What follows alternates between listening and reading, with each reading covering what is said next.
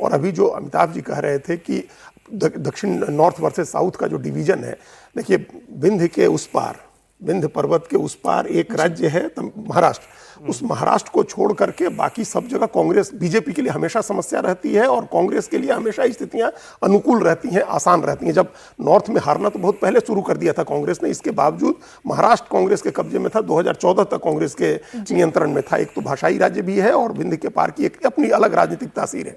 कांग्रेस कोशिश करेगी वापस अपना रिवाइवल शुरू करने की तमिलनाडु से, और तमिलनाडु के रिवाइवल के बाद महाराष्ट्र मतलब उसको अगर सीटें बढ़ती भी हैं, परिसीमन के बाद सीटें बढ़ती भी हैं, तो एक बड़ा वहाँ 50% सीटें बढ़ जाएंगी, उस पार भी उधर के जो राज्य हैं दक्षिण के और पश्चिम के उन राज्यों में भी। तो कांग्रेस अपना रिवाइवल के लिए, देखिए हम बार बार दोहरा रहे हैं, एक रिवाइवल के लिए समझ के एक जोखिम उठाया है। पार्टियों की आवश्यकता है, सबको आवश्यकता है, सभी राष्ट्रीय पार्टियों को आवश्यकता रहती है हमेशा, खासतौर से साउथ में। देखिए एक और बात है यहाँ पर कि 35 मिनिस्टर बन सकते हैं तमिलनाडु में, आज 10 बन गए इंक्लूडिंग चीफ मिनिस्टर, 25 बचे हैं। अब कांग्रेस पार्टी के लिए एक बहुत बड़ा हेडेक यहाँ पे होने वाला है कि 5 में से 2 या 3 जो इनको मिलेगा वो कौन व्यक्ति होंगे, करेक्ट, वो एक डिसकंटेंट क्रिएट करेगा कांग्रेस पार्टी में। दूसरी बात है कि जो 2029 में कांग्रेस पार्टी को लोकसभा में एडवांटेज हो सकता है परसेप्शनली, लेकिन जैसा अजित सर ने खुद ही कहा है कि कांग्रेस पार्टी के पास 9 MP ऑलरेडी हैं। इसका मतलब है कि कांग्रेस पार्टी तमिलनाडु में खुद इंडिविजुअल बेसिस पर और एक अलायंस के बेसिस पर मैक्सड आउट है, क्योंकि मान लेते हैं कि डीएमके का जो परफॉर्मेंस था, आई थिंक 22 सीटों का है, 22 सीटें वो जीते हैं, वो मान लेते हैं हाइपोथेटिकली वो टीवीके के पास चली जाती हैं और इनका परफॉर्मेंस अच्छा रहता है, तो भी इंडिया ब्लॉक का नंबर वही रहेगा जो उनके पास पहले था, ठीक है। बट ये लड़ाई जो है ये लार्जली नैरेटिव की है और राहुल गांधी को लगता है कि मैं अभी भी कह रहा हूं कि ये इस सरकार का मेंटर बन सकते हैं कि कोई तो व्यक्ति उनकी बात सुनेगा, यंग पॉलिटिशियन आए, बाकी लोग तो सुन ही नहीं रहे, तो कोई तो सुने हमारी बात। देखिए मैं जब आप नंबर्स की बात कर रहे थे, आप इस बात पे क्यों हंस रहे हैं अजीत जी? राहुल गांधी पर आपको भरोसा नहीं है? आपको नहीं है, आपने तो जब कह रहे हैं अमिताभ जी तब आप कहने लग रहे हैं, कह रहे राहुल गांधी जी इसके मेंटर बन।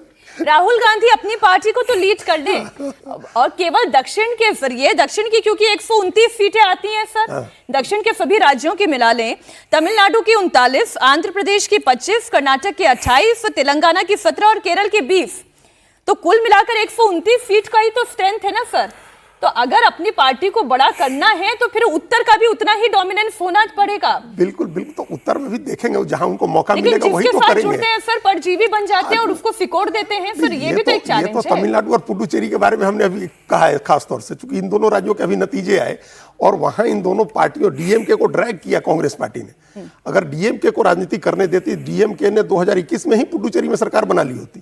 कांग्रेस इस पर अड़ी रही कि हमारे 16 एमएलए हैं, और सोचिए कैसी पार्टी है, कैसा लीडरशिप है उसका कि 16 से 2 सीट पर ले आए और इस बार 1 सीट पर आ गए। और आप डीएमके को ज्यादा सीटें नहीं देते हैं, वहां पुडुचेरी भी ड्रैग किया और यहाँ तमिलनाडु भी वो कांग्रेस ने ड्रैग किया, डीएमके को नीचे खींचा पीछे अपनी तरफ। दूसरी सहयोगियों का भी परफॉर्मेंस तमिलनाडु में इस बार अच्छा नहीं रहा, कोई सहयोगी अच्छा परफॉर्म नहीं कर सका, क्योंकि एक सत्ता विरोध की हवा भी चल रही थी और उसके जो नए प्लेयर उभर रहे थे उनके तरफ एक रुझान दिख रहा था विजय के साथ। ये कांग्रेस उसी की जो दिशा है पहिए की, उसको घुमाना चाह रही है उल्टी तरफ की। हम अभी इस तरह से अगर डीएम एक तमिलनाडु से एक मैसेज बनाते हैं, देखिए अगले साल उत्तर प्रदेश के 5 राज्यों के चुनाव, 28 में कर्नाटक का चुनाव होना, 28 के मई में, अब 2 साल रह गए हैं कर्नाटक के चुनाव में भी। तो कर्नाटक का चुनाव आएगा और अगले साल उसी साल उसका भी चुनाव आएगा, आपका तेलंगाना का भी चुनाव आएगा। तो दक्षिण के राज्यों के भी चुनाव आने हैं जहां कांग्रेस पार्टी की सरकार है। अगर तमिलनाडु से कांग्रेस एक मैसेज देती है एक नए अलायंस पार्टनर के साथ, एक पॉपुलर चेहरे के साथ, ऐसा जो जनप्रिय चेहरा है, तो उसका फायदा वो पूरे साउथ में लेगी। पहले जहां है वहां तो बचे, उसके बाद जहां नहीं है वहां रिवाइव करने की कोशिश करेगी कांग्रेस पार्टी।